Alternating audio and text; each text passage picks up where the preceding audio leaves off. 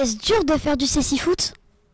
Bah, que te dire, non, c'est comme toi quand tu commences le football. Au début, c'est difficile et je pense que c'est pareil pour le cécifoot. Au début, c'est compliqué et à force de pratiquer, ça devient plus facile, quoi. Comme si toi, tu commençais à zéro le football que tu n'as jamais joué et que tu joues. Ouais, effectivement, je suis d'accord avec Arnaud. C'est vrai que au début, c'est des adaptations. Il faut s'adapter, faut apprendre, comme vous quand à l'école, au foot, dans tous les domaines d'ailleurs. Puis après, avec l'expérience, on progresse et on est de mieux en mieux.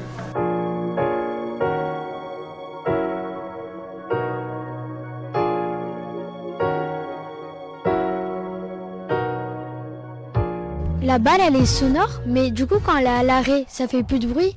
Est-ce que, on fait bouger la balle pour que ça fasse du bruit ou ça se passe comment? C'est comme tu dis, en fait, la balle quand est immobile, on se précipite dessus et si on la trouve pas, au bout d'un certain temps, l'arbitre va bouger le ballon pour nous le faire entendre et pour qu'on puisse aller à la récupérer. Sinon il y a les guides. Ouais, sinon il y a les guides aussi qui donnent des informations en disant avance, va à droite, va à gauche pour qu'on récupère le ballon. Comme vous avez pu le voir tout à l'heure, en fait, en fonction de la zone dans laquelle le ballon se situe, donc il y a l'arbitre qui peut intervenir, comme l'a évoqué Arnaud, mais il y a aussi le guide qui correspond à la zone où se situe le ballon, qui peut aussi intervenir, que ce soit pour notre équipe et le guide de l'équipe adverse. Est-ce que au début, quand vous avez eu l'handicap, vous pensez que ça allait être compliqué pour vous de faire les sports? Moi, pour ma part, oui, parce que moi, j'ai perdu la vue. Je suis pas né non-voyant comme Alan, donc moi, j'ai perdu la vue à l'âge de 24 ans. Donc, oui, c'est sûr qu'au début, le sport, c'est compliqué. Surtout le handisport, on n'en trouve pas partout. D'ailleurs, vous le voyez, quand vous voyez les équipes en France, en cécifoot, il doit y avoir deux équipes dans la région. Donc, pour pratiquer, c'est vrai que c'est pas facile et c'est vrai que à l'époque où j'ai perdu la vue, je me voyais même pas jouer au cécifoot, je savais même pas que ça existait d'ailleurs. Et moi du coup, comme je suis né non-voyant, j'ai vite connu le foot, j'ai vite voulu en faire, mais j'avais pas connaissance du cécifoot, en tout cas vraiment du handisport, donc j'ai dû trouver rapidement des adaptations. Donc je faisais régulièrement du foot avec mon père, mais sans adaptation. Donc c'était quand même assez limité, on jouait avec un ballon non sonore. On devait se faire des passes, il devait beaucoup me guider, donc c'était quand même assez compliqué. Et le jour où j'ai vraiment découvert le cécifoot en 2014, là ça a vraiment changé parce que j'ai pu jouer avec des personnes qui ont le même handicap que moi et avec des adaptations et en toute liberté. Est-ce dur dans la vie courante d'être aveugle? Une bonne question. Je vais pas te dire non, parce que j'avoue que tous les jours c'est pas facile, mais bon. Disons que ça commence à évoluer et on a des technologies qui nous aident aussi à pouvoir un peu vivre comme tout le monde.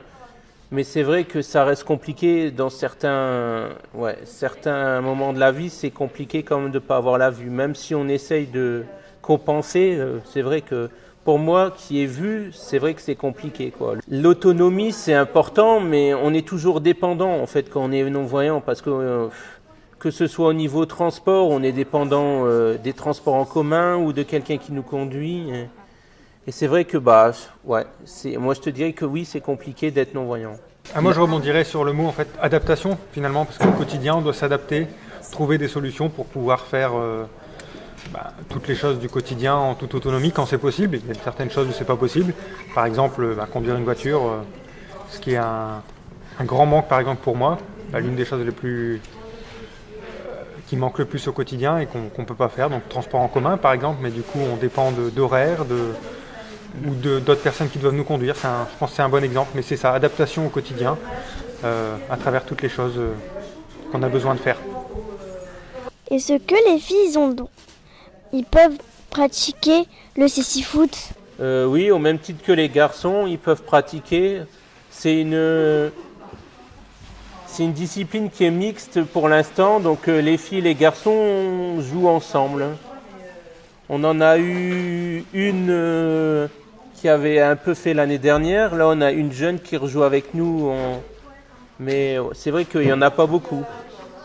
Mais ça existe. Dans certaines équipes, il y a quelques filles. Ouais. Et il y a des équipes féminines qui commencent à se créer, notamment à Strasbourg et même l'équipe de France féminine, où les filles commencent un petit peu donc à se rassembler pour pouvoir faire des matchs entre elles contre d'autres sélections. C'est le début aussi de leur côté. Y a-t-il des cartons rouges et des cartons jaunes? Oui. C'est un peu comme le basket. Disons que au cécifoot, au bout de 5 fautes individuelles, tu prends un carton jaune et tu dois sortir. Hein. C'est ça. Quand tu as un carton jaune, tu sors. Et ça existe aussi les cartons rouges. Et contrairement au football, le carton rouge, c'est 2 minutes en infériorité et après le joueur il a le droit d'être remplacé, c'est ça? Mais lui, il n'a plus le droit de rejouer. Donc son équipe est pénalisée pendant 2 minutes, mais elle reste quand même au complet. Est-ce qu'il y a des tirs au but? Oui, il y a des tirs au but. Donc, en cas d'égalité, par exemple, dans un match où c'est à élimination, où on doit déterminer un vainqueur, ou même s'il y a une faute dans la surface, on a des tirs au but. Donc, c'est un penalty à 6 mètres du but. Mais on a aussi des pénalités. On peut aussi dire que c'est un tir au but. C'est au bout d'un certain nombre de fautes, donc individuelles et collectives. C'est comme le disait Arnaud, au même titre que le basket ou même le hand. Au bout d'un certain nombre de fautes de l'équipe dans une mi-temps, on va devoir, on a le droit à un penalty d'un peu plus loin, donc 8 mètres au lieu de 6, face au gardien sans mur. Donc c'est une réelle occasion de but.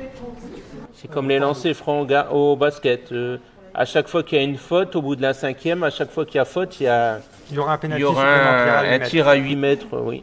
Est-ce que les cages de but pour les malvoyants, le cécifoot, les cages de but ont-elles la même taille que ceux du vrai foot? On a été longtemps avec des buts de handball, mais ça fait quelques années qu'ils ont augmenté les buts, donc je sais plus mais je sais que c'est des buts de hockey sur gazon. Je ne sais pas si vous voyez un peu le hockey sur gazon. Ils sont un peu plus grands que des buts de hand et la dimension c'est 3,66 m de large et 2,14 m de haut. Légèrement plus grand qu'un but de hand. Et plus petit qu'un but d'un but de foot à 7. Hein. C'est ça. Est-ce que vous êtes payé comme les footballeurs professionnels? Malheureusement, non. On est amateur.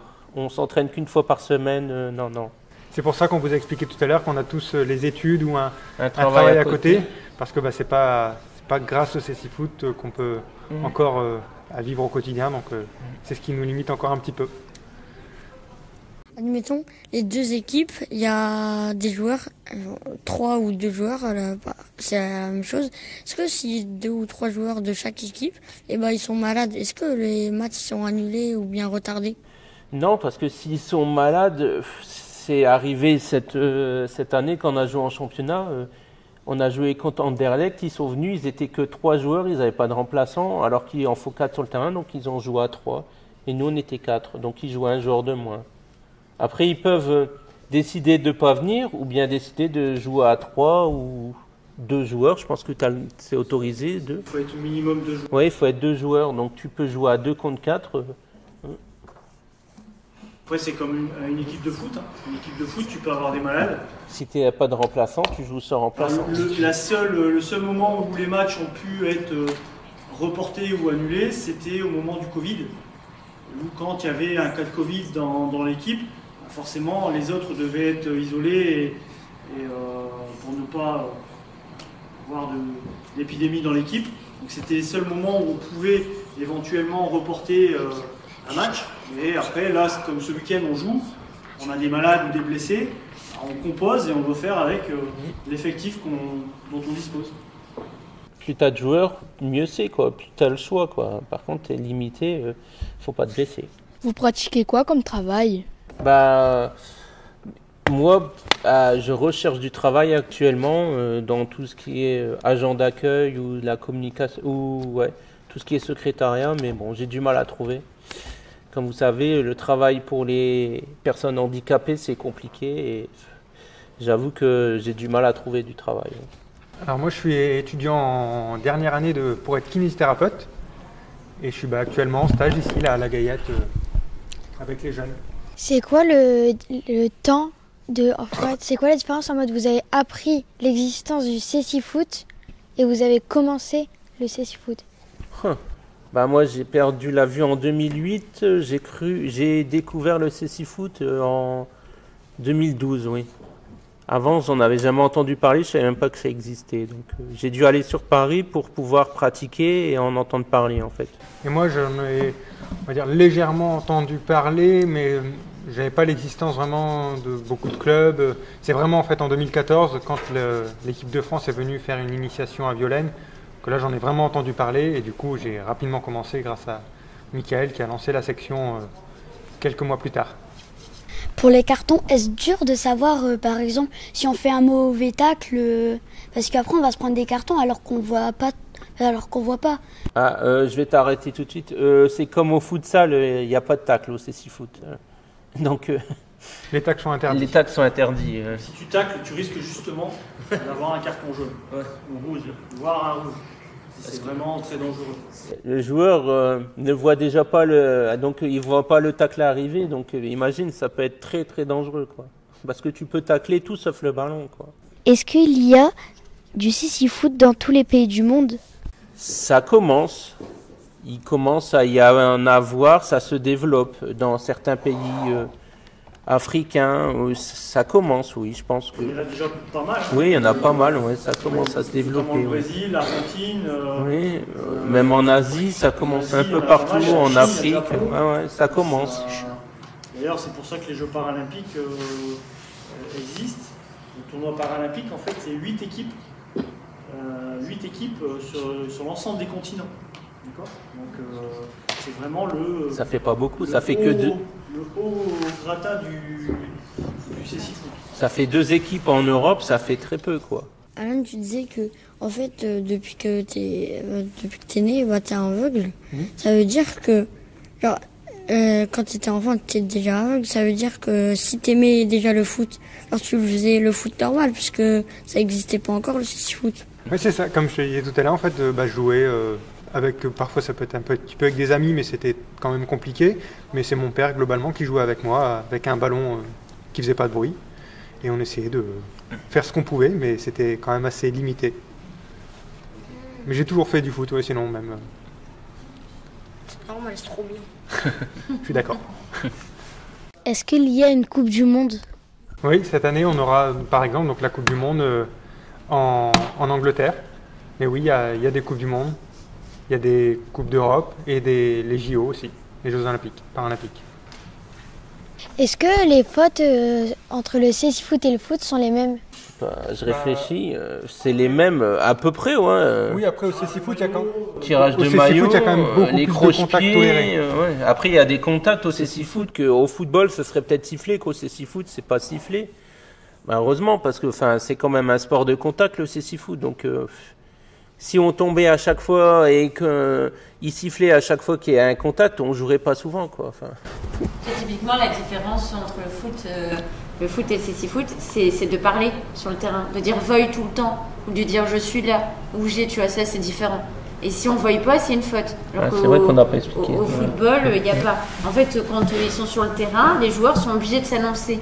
Parce qu'ils ne savent pas où ils sont, forcément, vu qu'ils ne se voient pas. La seule façon de se voir actuellement sur le terrain, c'est de se dire voy.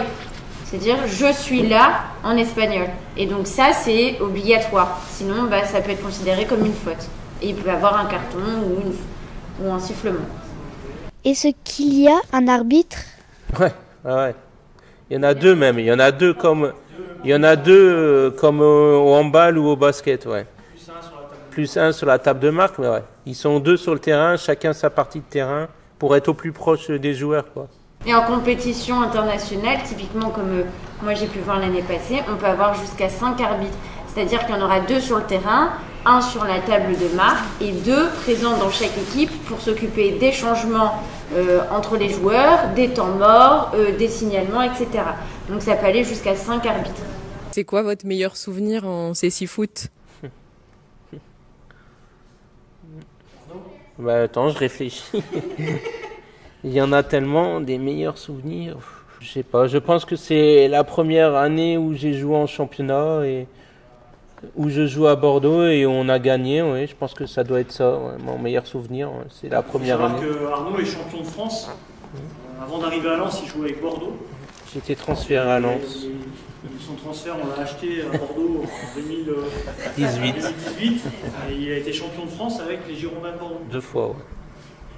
Et il a même gagné la Coupe de France. Ouais, 2 fois. Championnat Coupe de France 2 fois de suite. Mon meilleur souvenir, ça serait peut-être trop simple, mais c'est la première fois que j'ai vraiment rentré dans le CC Foot, la première fois que j'ai touché un ballon de CC Foot et que je me suis rendu compte de ce que c'était. C'est vraiment ce qui m'a le plus marqué. Après, il y a peu de temps, on a gagné un de nos premiers trophées à Lens, c'est l'Oise Grand Prix. C'était aussi un très bon souvenir.